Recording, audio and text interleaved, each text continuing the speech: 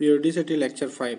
अगर हम ionization energy की चर्चा करे थे तो उसमें हमने 13 से लेकर 16, 17, 18 ग्रुप का चर्चा नहीं किया था। तो 13 ग्रुप में क्या होता है कि beryllium, aluminium, gallium, indium, thallium आता है।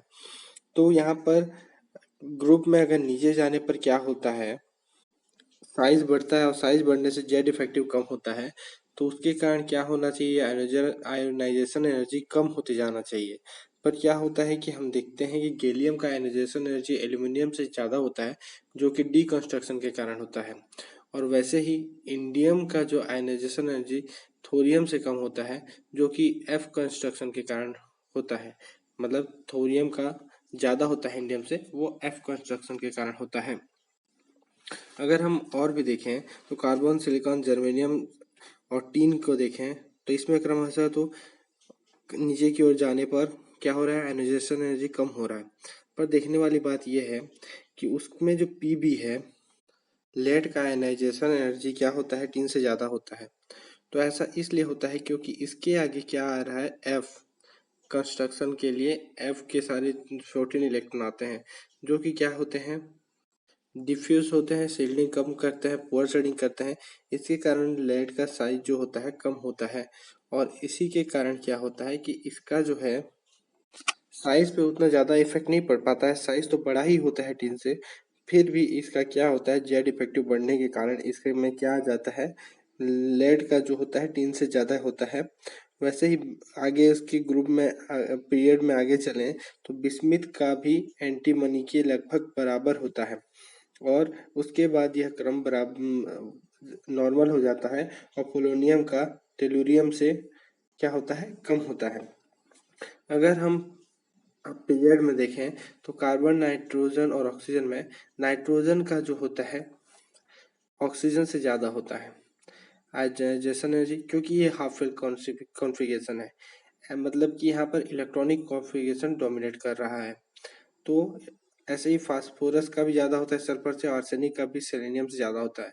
लेकिन अगर हम देखें कि एंटीमनी का टेलुनियम से कम होता है और बिस्मिथ का पोलोनियम से कम होता है, जो कि एक नॉर्मल है, जो कि क्या होता है पीरियड में आगे जाने पर क्या होना चाहिए, बढ़ना ही चाहिए, जो कि एक नॉर्मल ट्रेंड में आ जाता है।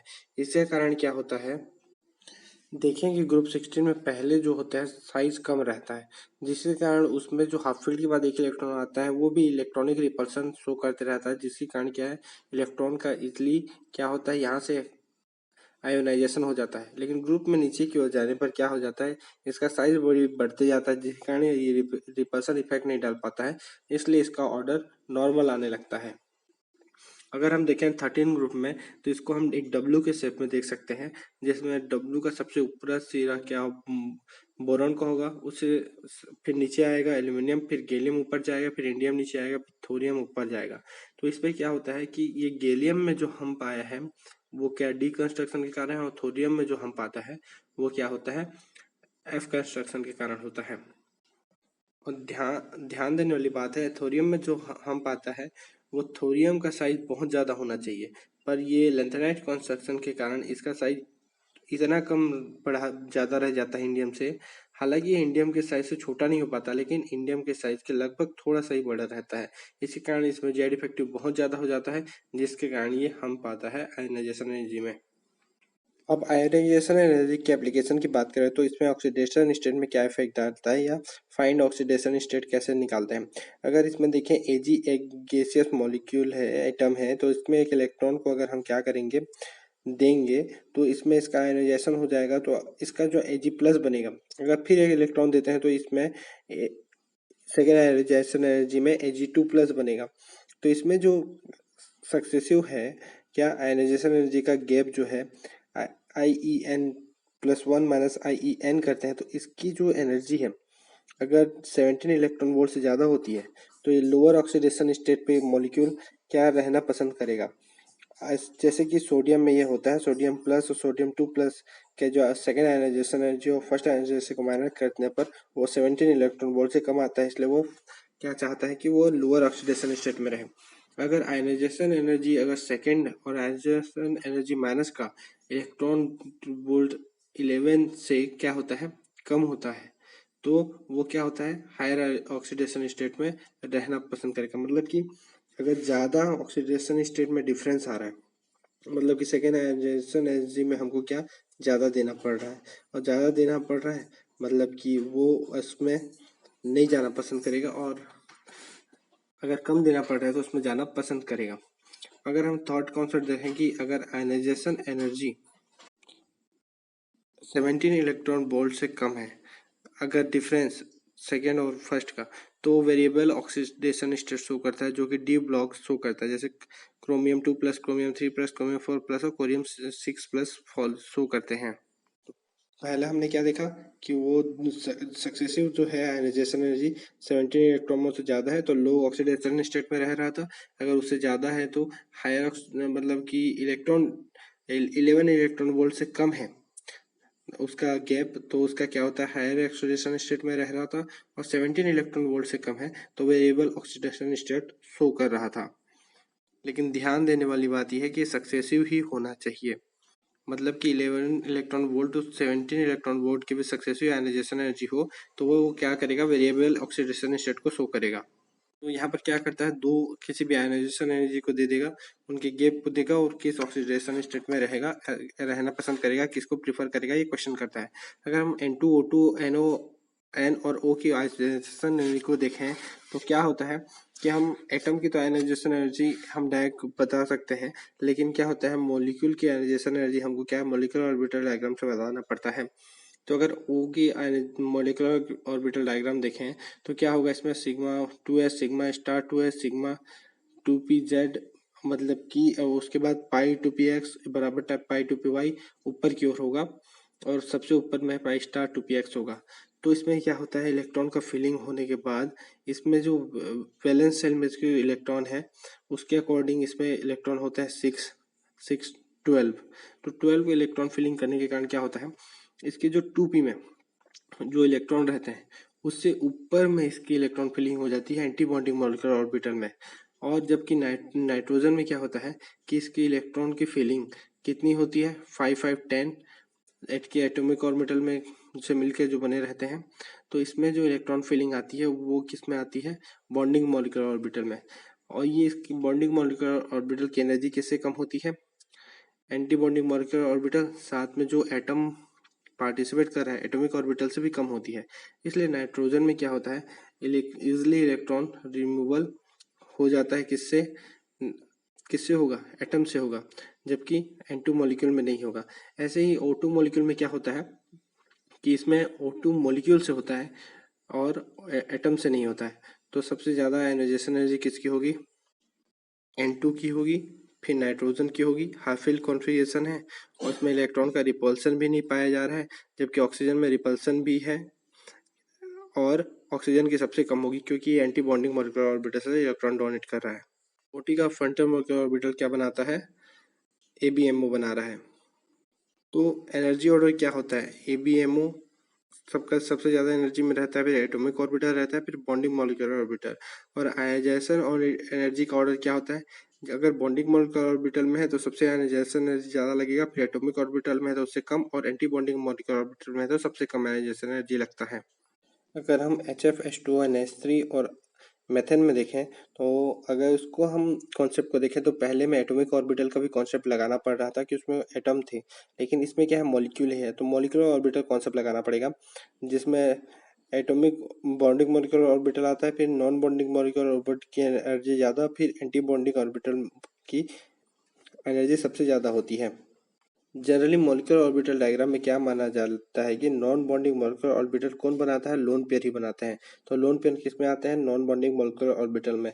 तो यहाँ पर हम हाइड्रोजन फ्लोराइड में क्या देखते हैं कि 3 लोन पेयर है और 1 सिग्मा बॉन्ड है, और H2O में 2 लोन पेयर है और 2 सिग्मा बॉन्ड है, अमोनियम में 1 लोन पेयर 3 सिग्मा बॉन्ड, और मेथेन में चारों को चारों सिग्मा बॉन्ड है, मतलब कि ये बॉन्डिंग मॉलिक्यूलर ऑर्बिटल ही बना रहा है। इसमें लोन पेयर ना होने के कारण ये नॉन बॉन्डिंग नहीं बना रहा है। तो इसकी क्या होगी, आयनाइजेशन एनर्जी सबसे ज़्यादा हो जाएगी क्योंकि बॉन्डिंग ऑर्बिटल में प्रेजेंट है।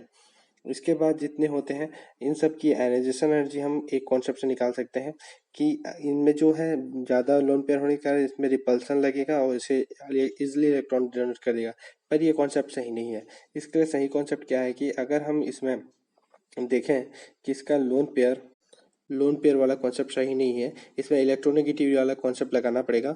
मतलब इसकी फ्लोरीन की इलेक्ट्रोनेगेटिविटी सबसे ज़्यादा होती है, तो ये क्या करेगा कि इलेक्ट्रॉन को अच्छे से होल्ड कर पाएगा, तो इसकी आयनाइजेशन एनर्जी ज़्यादा होगी। तो सबसे ज़्यादा मीथेन की होती है, फिर हाइड्रोजन फ्लोराइड, फिर H2O, फिर अमोनिया की होती है। अगर हम PF3 और PS3 को देखें तो अबव क्वेश्चन में हमने एक लोन पेयर का डिस्कशन किया था, किसके साथ, विदाउट लोन पेयर के साथ। यहाँ पर हम देख रहे हैं कि दोनों की दोनों लोन पेयर के कॉन्सेप्ट में है। तो अगर हम देखें तो PS3 ड्रेगोस मॉलिक्यूल है, जिसका लोन पेयर क्या होता है, एस में प्रेजेंट रहता है। और PF3 क्या है, उसका लोन पेयर किस में रहता है, sp3 में प्रेजेंट रहता है। तो हम सोचेंगे sp3 से इलेक्ट्रॉन इजिली क्या कर सकता है, ये डोनेट कर सकता है, कि sp3 ऊपर में होता है। अब सेकंड कॉन्सेप्ट हम लगाते हैं कि PF3 में क्या होता है, एफ क्या होता है, इलेक्ट्रोनेगेटिव होता है, जिसके कारण ये चार्ज कंस्ट्रक्शन करवाएगा। चार्ज कंस्ट्रक्शन के कारण क्या होगा कि इसके जो होते हैं, जिसके कारण इसके सबसेल पास आ जाते हैं और कंस्ट्रक्ट हो जाते हैं, जिसके कारण इसका जो sp3 बनता है वो क्या होता है कि इसके जो s से के नीचे आ जाता है। मतलब कि इसके जो s ऑर्बिटल था PH3 का, उससे भी नीचे इसका sp3 बनता है चार्ज कंस्ट्रक्शन के कारण। तो यहाँ पर से इलेक्ट्रॉन का जो रिमूवल होता है वो क्या होता है, टफ हो जाता है। इसलिए क्या होता है, PF3 का आयनाइजेशन एनर्जी PS3 से ज़्यादा होता है, और यही कॉन्सेप्ट सही भी है। So ionization energy not depend on hybridization if central atom same, this depend on side atom. अगर हाइब्रिडाइजेशन एनर्जी तब हाइब्रिडाइजेशन पे डिपेंड नहीं करता है आयनाइजेशन एनर्जी, अगर हम मैक्सिमम हम देख सकते हैं कि अगर सेंट्रल एटम सेम है तो वो साइड एटम पे डिपेंड करता है।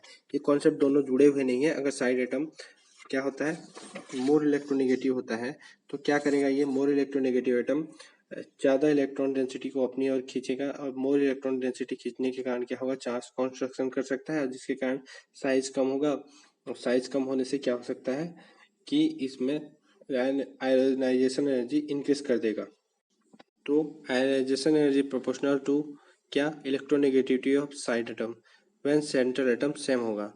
तो ये कॉन्सेप्ट मिक्स नहीं करना है किसको, कि हाइब्रिडाइजेशन को हम देखते नहीं है किस पे, आयनाइजेशन एनर्जी डिपेंड नहीं करता है, तो ये अलग कॉन्सेप्ट है। और आयनाइजेशन एनर्जी साइड एटम पे डिपेंड करता है, ये अलग कॉन्सेप्ट है।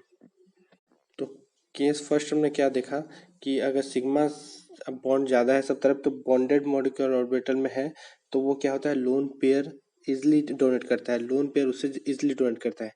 सेकंड केस हमने क्या देखा, lone pair and central atom same है, तो हम साइड एटम को देखते हैं। साइड एटम में इलेक्ट्रोनेगेटिविटी जिसकी ज़्यादा होगी वो ज़्यादा डोमिनेट करेगा। और थर्ड में हम देखते हैं when side atom same central atom different, तो क्या होगा, सब में लोन पेयर भी प्रेजेंट है, और क्या है, साइड एटम क्या है, सेम है, तो सेंट्रल एटम पे डिपेंड करता है, जिसकी इलेक्ट्रोनेगेटिविटी ज़्यादा होगी वही डोमिनेट करेगा आयनाइजेशन एनर्जी में। अगर हम क्वेश्चन देखें जिंक Zn प्लस, कॉपर और कॉपर प्लस में, तो सबसे इम्पोर्टेंट बात यह है कि हम जिंक का फुल फील्ड कॉन्फ़िगरेशन करके इसको हम ज़्यादा समझ लेते हैं। लेकिन हमें ये नहीं भूलना चाहिए कभी भी कि अगर किसी का भी सेकेंड आयनाइजेशन एनर्जी है वो फर्स्ट आयनाइजेशन एनर्जी से हमेशा ज़्यादा होता है, इसलिए पॉजिटिव वाले फर्स्ट ही आएंगे। अब हम इनमें हमको इलेक्ट्रॉनिक कॉन्फ़िगरेशन देखना पड़ेगा। जैसे कि हम जानते हैं कि हमने जेड इफेक्टिव देखा है, तो 4s की जो जेड इफेक्टिव है वो 4d से कम होती है। मतलब कि 4s से इलेक्ट्रॉन रिमूवल इजी है कंपेरिजन ऑफ 3d की। तो 3d की क्या होती है, 3d में इलेक्ट्रॉन जेड इफेक्टिव ज़्यादा होता है, तो इससे आयनाइजेशन करना मुश्किल है। तो अगर हम जिंक प्लस और कॉपर प्लस को देखें, तो जिंक प्लस में क्या है, 4s1 है, और इसमें क्या है, कॉपर प्लस में 4s0 है, तो 4s1 से इलेक्ट्रॉन निकालना इजियर है एज कम्पेयर टू 3d10। अब हम जिंक में देखें, जिंक में क्या है, फुल फील्ड कॉन्फ़िगरेशन है, और कॉपर में हाफ फील्ड कॉन्फ़िगरेशन है। हालांकि एस में ये कॉन्सेप्ट नहीं लगता है, लेकिन फिर भी ये जिंक हम जानते हैं कि ज़्यादा स्टेबल में होता है फुल फील्ड के कारण। तो सबसे ज़्यादा आयनाइजेशन एनर्जी कॉपर प्लस की होती है, फिर जिंक प्लस, फिर जिंक, फिर कॉपर की होती है। अब हम नेक्स्ट कॉन्सेप्ट देखते हैं इलेक्ट्रॉन गेन एंथैल्पी और इलेक्ट्रॉन एफिनिटी। तो इम्पोर्टेंट क्या है, आइसोलेटेड गैसेड एटम से the energy involve for addition of an electron, यहाँ पर क्या बोला है, इन्वॉल्व, यहाँ पर ये जो होता है कि एनर्जी इन्वॉल्व होती है, उसी ही कहते हैं इलेक्ट्रॉन गेन एंथैल्पी। जो आइसोलेटेड गैसेस एटम से एडिशन के लिए इलेक्ट्रॉन के वो इन्वॉल्व होती है। तो इन्वॉल्व बोलने का मतलब ये एंडोथर्मिक या एक्सोथर्मिक दोनों प्रोसेस होता है। कहीं पर एनर्जी हमको देना ही पड़ सकता है, कहीं पर ये एनर्जी देता भी है। तो अगर हम देखें कि जैसे कि मेटल है, तो मेटल को अगर इलेक्ट्रॉन देंगे तो क्या चाहिए, मेटल तो इलेक्ट्रॉन देता है लेकिन फिर भी हम उसको फोर्सफुली इलेक्ट्रॉन दे रहे हैं, तो यहाँ पर डेल एच क्या होगा, पॉजिटिव होगा, हमको इलेक्ट्रॉन देना पड़ेगा। अगर हम लिथियम के केस में देखें, लिथियम में क्या होता है, मेटल होने के बावजूद क्या होता है, इसमें पेनिट्रेशन और कंस्ट्रक्शन बहुत हाई होने के कारण एस में इलेक्ट्रॉन प्रेजेंट है, 2s में इसका सिंगल इलेक्ट्रॉन, इसमें एस में और एक इलेक्ट्रॉन की जगह होती है, इस कारण ये क्या होता है, लिथियम इलेक्ट्रॉन ले लेता है। हमने फर्स्ट में ही कॉन्सेप्ट पढ़ा कि मेटल में पॉजिटिव होता है, लेकिन ये एक्सेप्शन केस है जिसके कारण इसमें निगेटिव आता है। इसके अलावा सब में मेटल में पॉजिटिव आता है। क्या, इलेक्ट्रॉन गेन एंथैल्पी। अगर हम नॉन मेटल में देखें तो ये इलेक्ट्रॉन लेने की टेंडेंसी रखता है, क्योंकि इसमें इलेक्ट्रॉन नेगेटिविटी ज़्यादा होती है, तो ये नॉन मेटल इलेक्ट्रॉन लेता है और निगेटिव क्या करता है, इलेक्ट्रॉन मतलब एनर्जी रिलीज करता है। तो डेल एच क्या होगा, निगेटिव। हम ऑक्सीजन को देखें, ऑक्सीजन का फर्स्ट क्या होता है, इलेक्ट्रॉन गेन एंथैल्पी क्या होता है, निगेटिव होता है, जो कि -144 या 141 किलो जूल पर मोल होता है निगेटिव में। और लेकिन अगर उसके ही जो एनायन है उसमें फिर से इलेक्ट्रॉन दें और 2 निगेटिव बनाए, तो उसका क्या होता है, आयनाइजेशन एनर्जी हाईली पॉजिटिव आता है। मतलब कि एक निगेटिव है, दूसरा इलेक्ट्रॉन दे रहे हैं, इसमें रिपल्सन आने के कारण उसका जो हाईली पॉजिटिव आता है और 748 किलो जूल पर मोल आता है। तो इसके ओवरऑल को देखें हैश लॉ से, तो फर्स्ट स्टेप और सेकेंड स्टेप को मिलाकर अगर 2 इलेक्ट्रॉन इसमें दें तो इसमें क्या होगा, ओवरऑल पॉजिटिव ही आता है। ऐसे में तो ऑक्सीजन को 2- बनाना नहीं चाहिए, इसको हाई एनर्जी देना पड़ रहा है, लेकिन ये बनाता कैसे है, मतलब ये नॉर्मल स्टेट में 2- में नहीं रहता है, ये हमेशा 2- में पाया जाता है, हम जानते हैं, लेकिन ये नॉर्मल स्टेट में रहता है। इसके लिए कुछ एक ड्राइविंग फोर्स होना चाहिए। देखते हैं कि अगर मैग्नीशियम क्या होता है, 2- रहता है, MgO का फॉर्मेशन देख रहे हैं हम, तो अगर 2- देता है मतलब 2 इलेक्ट्रॉन देता है, तो इसमें क्या आता है कि इसका आयनाइजेशन एनर्जी पॉजिटिव आता है। क्यों, क्योंकि ये मेटल है, मेटल इलेक्ट्रॉन, ध्यान देने वाली बात है, यहाँ पर हम इसको आयनाइजेशन एनर्जी कर रहे हैं, यहाँ पर क्या कर रहे हैं, हम मेटल को से इलेक्ट्रॉन निकाल रहे हैं, और आयनाइजेशन एनर्जी हमेशा पॉजिटिव होता है, आयनाइजेशन एनर्जी हमेशा पॉजिटिव होता है, इलेक्ट्रॉन गेन एंथैल्पी नेगेटिव या पॉजिटिव दोनों हो सकता है।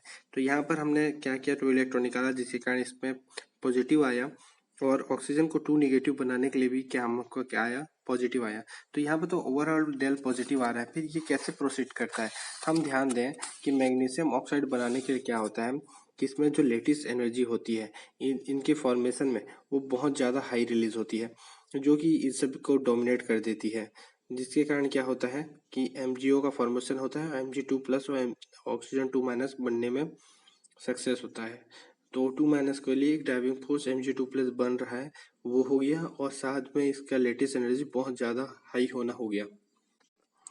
तो इसमें क्या है कि आउटर से एनर्जी देनी पड़ रही थी, लेकिन इसकी क्या है, स्टार्टिंग में ही देनी पड़ेगी। सेकंड में क्या होता है कि अगर इसमें लेटेस्ट एनर्जी जो हाईली रिलीज होता है वही इसको क्या करता है, स्पॉन्टेनियस बना देता है।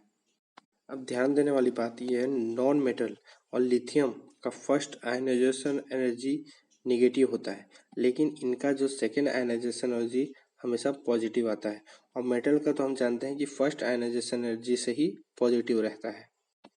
और MgO में O2- का ऑक्टेट कंप्लीट हो जाना इसका ड्राइविंग फोर्स नहीं है, यहाँ पर लेटेस्ट एनर्जी उसका ड्राइविंग फोर्स है, और Mg2+ इसका हेल्प करता है साथ में।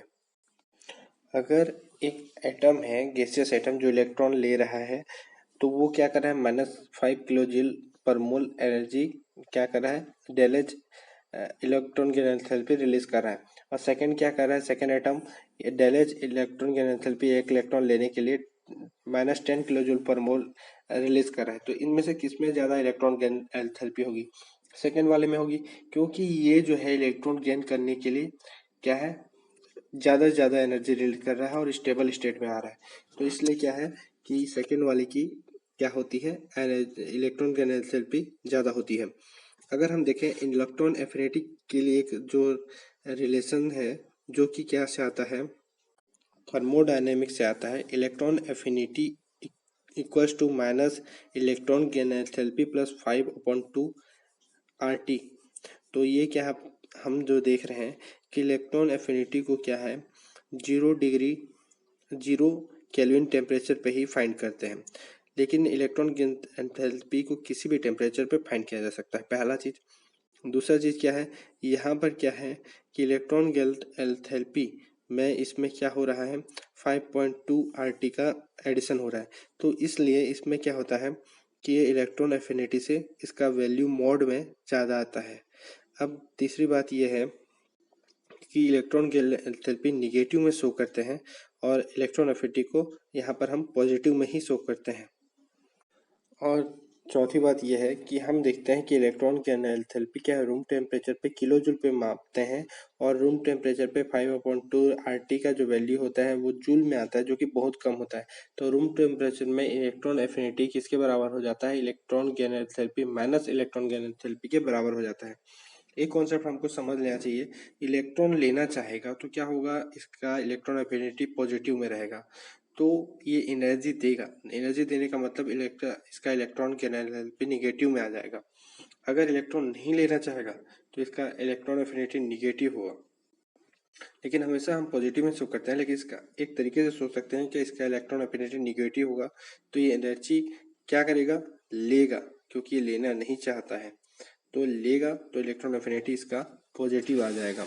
अगर हम देखें relation in electron affinity and ionization energy, तो अगर एक गैसियस एटम ए है, वो ए पॉजिटिव बना रहा है, तो इसमें इलेक्ट्रॉन दे रहा है, तो इसका आयनाइजेशन एनर्जी लग रहा है।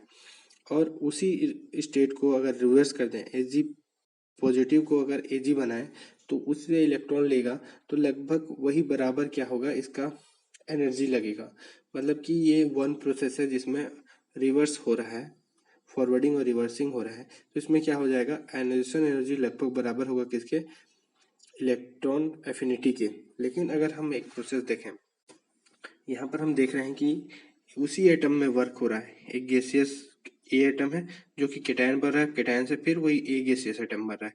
अगर ए गैसियस एटम एक खाली है, जिससे क्या हो रहा है, इलेक्ट्रॉन हम रिमूव कर रहे हैं और क्या बना रहे हैं, केटायन बना रहे हैं, तो इस प्रोसेस को क्या कहेंगे, आयनाइजेशन एनर्जी। और आयनाइजेशन एनर्जी के कारण क्या हो रहा है, ये एक प्रोसेस हो गया। अगर उसी गैसियस एटम को फिर से अलग तरीके से, अब अगर हम क्या कर रहे हैं, उसमें इलेक्ट्रॉन जोड़ रहे हैं, तो उसका क्या हो जाएगा, एनायन बनेगा, इलेक्ट्रॉन एफिनिटी कहलाएगा। ये अलग अलग प्रोसेस हो गया, तो यहाँ पर आयनाइजेशन एनर्जी और इलेक्ट्रॉन एफिनिटी भी बराबर नहीं हो सकते हैं। अब फर्स्ट प्रोसेस में जिसमें आयनाइजेशन एनर्जी और इलेक्ट्रॉन एफिनिटी बराबर हुए थे, तो हम जानते हैं electron affinity equal to minus electron gain enthalpy बराबर होता है, तो आयनाइजेशन एनर्जी भी माइनस इलेक्ट्रॉन गेन एंथैल्पी के बराबर होगा। अगर इलेक्ट्रॉन एंथैल्पी का मेजर अगर 0 केल्विन में करते हैं तो ये एब्सोल्यूट वैल्यू देता है, एब्सोल्यूट आयनाइजेशन मतलब कि क्या बोलता है, इलेक्ट्रॉन एफिनिटी कहलाता है। और इलेक्ट्रॉन की एंथैल्पी को किसी भी टेम्परेचर में मेजर किया जा सकता है। अब इलेक्ट्रॉन एफिनिटी को क्या करता है, जेड इफेक्टिव उसका प्रोपोर्शनल होता है, मतलब कि जितना ज़्यादा आयनाइजेशन मतलब जेड इफेक्टिव होगा, उतना ही ज़्यादा वो क्या करेगा, किसी भी इलेक्ट्रॉन को अपने अट्रैक्ट करने की क्षमता रखेगा। लेकिन सिग्मा के अपोजिट होता है, हम जानते हैं कि ये शील्डिंग पावर है, साइज के भी अपोजिट ही होगा, और इलेक्ट्रॉनिक कॉन्फ़िगरेशन के प्रोपोर्शनल होता है, और पेनिट्रेशन पावर जो कि n सेम होता है और l डिफरेंट होने पर लगता है, उसके भी प्रोपोर्शनल होता है। तो इसमें क्या क्या सेम प्रोपोर्शनल हो गया, जेड इफेक्टिव, इलेक्ट्रॉनिक कॉन्फ़िगरेशन और पेनिट्रेशन पावर। तो इसके अकॉर्डिंग अगर हम देखें कि बेरिलियम, नाइट्रोजन और किसका, नियॉन का, अगर इसका हम कंपैरिजन करना चाहें तो क्या होगा, बेरिलियम का जो इलेक्ट्रॉनिक कॉन्फ़िगरेशन है और नियॉन और नाइट्रोजन का, तो उसमें क्या है, इनका तो लगभग 0 रहता है, फिर भी इस 0 में भी हमको कैलकुलेट करना पड़े तो हमको देखना पड़ेगा, नियॉन नोबेल गैस होने के कारण इलेक्ट्रॉन एफिनिटी सबसे कम रखेगा। लेकिन नाइट्रोजन और बेरिलियम हम देखें तो क्या होगा, इसके इलेक्ट्रॉनिक कॉन्फ़िगरेशन क्या आएगा, नाइट्रोजन का क्या होगा, हाफ फील्ड होगा, और बेरिलियम का क्या होगा, 2s2 होता है। मतलब कि इसमें अगर हम माइनस दें, मतलब इलेक्ट्रॉन एफिनिटी मतलब एक इलेक्ट्रॉन जोड़ दें, तो क्या होगा, नाइट्रोजन निगेटिव रहेगा और बेरिलियम निगेटिव बनाते हैं। तो हम जानते हैं कि नाइट्रोजन में इलेक्ट्रोनेगेटिविटी ज़्यादा होती है, तो ये ज़्यादा स्टेबल होगा। इसका मतलब ये होगा कि नाइट्रोजन की इलेक्ट्रॉन खाने की टेंडेंसी ज़्यादा अच्छी होती है, मतलब इलेक्ट्रॉन एफिनिटी ज़्यादा अच्छी होती है बेरिलियम से। तो नियॉन की तो सबसे कम, फिर बेरिलियम, फिर नाइट्रोजन। लेकिन हम सेकंड पीरियड में देख रहे हैं कि लिथियम, बोरॉन, कार्बन, ऑक्सीजन और फ्लोरीन में प्रेजेंट है। हमने तो बेरिलियम का, नाइट्रोजन और नियॉन को निकाल लिया, इनका तो लिस्ट में रख दिया। लेकिन लिथियम, बोरॉन, कार्बन, ऑक्सीजन और फ्लोरीन को निकालें तो क्या होता है, पीरियड में क्या होने पर, अगर लेफ्ट से राइट जाना पर इलेक्ट्रॉन एफिनिटी बढ़नी चाहिए क्योंकि जेड इफेक्टिव बढ़ता है। ऐसा होता भी है, पर क्या होता है, लिथियम और बेरिलियम में, लिथियम और बोरॉन में लिथियम का क्या होता है कि इसमें स्ट्रॉन्ग पेनिट्रेशन लगता है 2s1 होने के कारण, इसलिए जेन इफेक्टिव ज़्यादा होता है, तो इलेक्ट्रॉन होल्डिंग कैपेसिटी ज़्यादा होती है, तो ये इजिली इलेक्ट्रॉन गेन कर सकता है, तो हाईली इलेक्ट्रॉन एफिनिटी इसमें पाया जाता है। इस कारण क्या होता है कि सही ऑर्डर क्या होगा कि सबसे पहले नियॉन आएगा, फिर बेरिलियम, फिर नाइट्रोजन, ये तो हो गया ऑर्डर। उसके बाद जो है लिथियम डोमिनेट करेगा बोरॉन को, उसके बाद क्या आएगा, बोरॉन आ जाएगा, फिर लिथियम, फिर कार्बन, फिर ऑक्सीजन और फ्लोरीन, बाकी तो ऑर्डर में सेम चलेगा। तो सबसे पहले neon, beryllium, nitrogen, boron, lithium, carbon, oxygen, fluorine. क्यों बोरॉन और लिथियम में हो रहा है, इसमें 2s में इलेक्ट्रॉन आ रहा है और इसमें 2p में इलेक्ट्रॉन आ रहा है, तो 2p में आने वाला को उतना हाई जेड इफेक्टिव नहीं मिलेगा जितना कि 2s में आने वाले को मिलेगा। आगे का कॉन्सेप्ट हम नेक्स्ट लेक्चर में देखेंगे। Thank you.